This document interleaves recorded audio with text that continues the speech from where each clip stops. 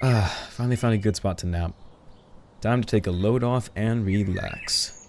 The city at the base of that mountain was a ton of fun. Let's see. What was it called? Palm...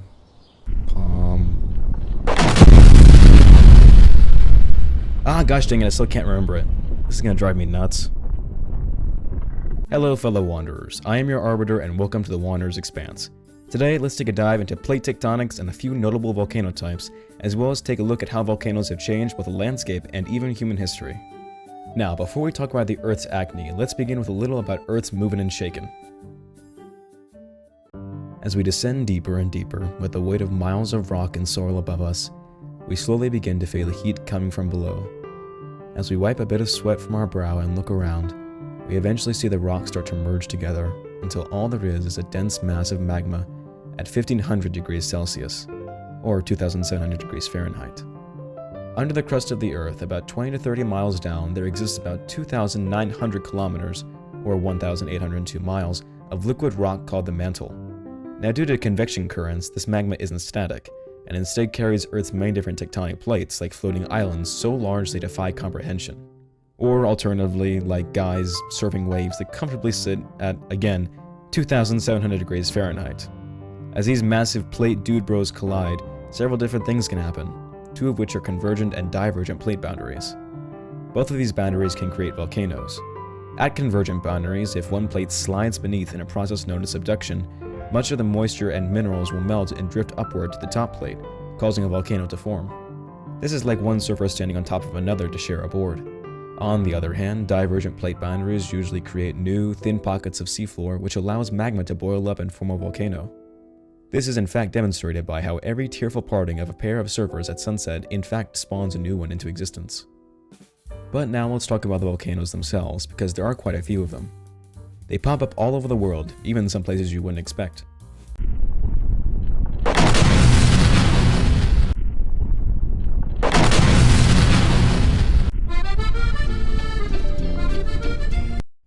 That's weird, I thought it was. Among them, there are three distinct types: shields, composites, and cinder cones. There's also technically things like supervolcanoes and lava domes, but maybe we can visit those another day. Cinder cone volcanoes are the most numerous type of volcanoes. They're also known as scoria cones. Scoria are the small bits of aerated lava that harden into smaller pebbles and stones. These volcanoes are usually the least volatile and the smallest, usually around a few hundred feet tall, and rarely exceed 900 feet.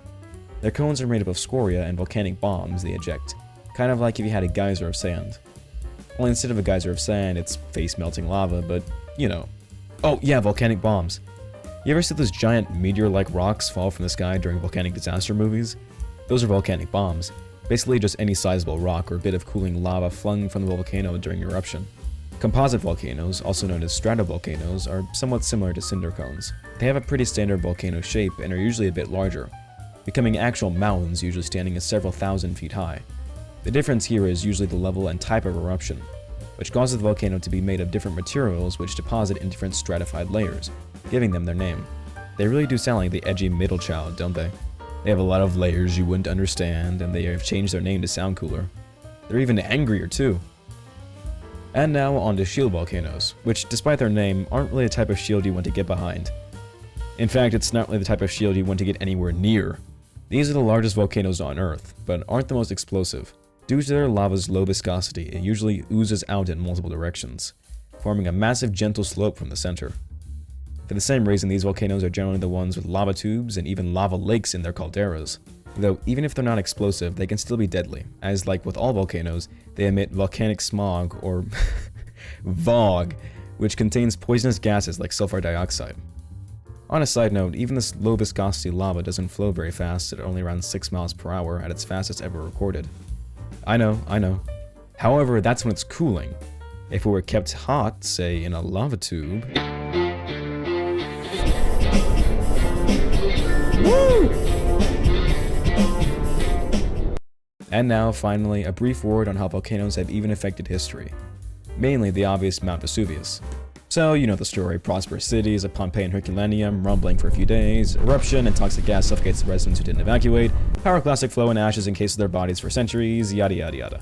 What most people don't know is that the reason many people settled there was because of the rich and fertile soil, which was great for growing vineyards and orchards. But, as it turns out, the reason the cities and the fields surrounding them were so fertile was because of all volcanic ash from previous eruptions. And no one suspected a thing. They were all just like, wow, great soil. Anyway. So Mount Venus Flytrap over here is still the only active volcano on the European continent, with its last major eruption in 1944. But it's apparently due for another major eruption soon. Despite this, there are apparently around 700,000 people still living in what are lovingly known as Vesuvius's death zones. So, you know, good luck.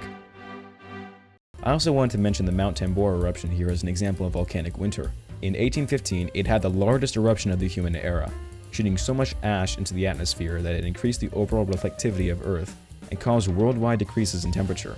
1816 became known as the year without a summer, as crops failed and livestock died, resulting in the worst famine of the century.